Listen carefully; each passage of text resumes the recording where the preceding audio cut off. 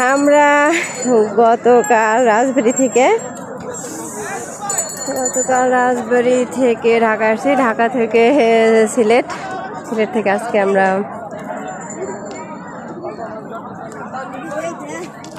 ঘুরতে আসছি, বেড়াতে আসছি।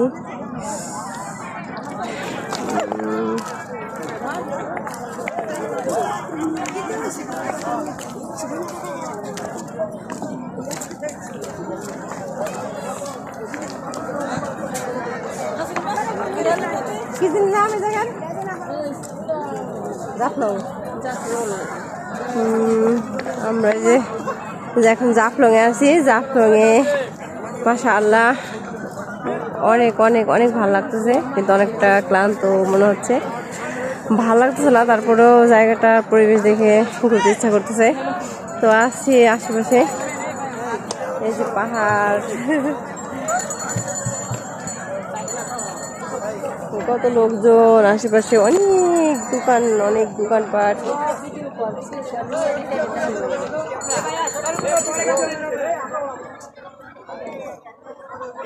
মাশাআল্লাহ মাশাআল্লাহ, আল্লাহর রহমতের জায়গা, সত্যি অনেকটা ভালো লাগতেছে।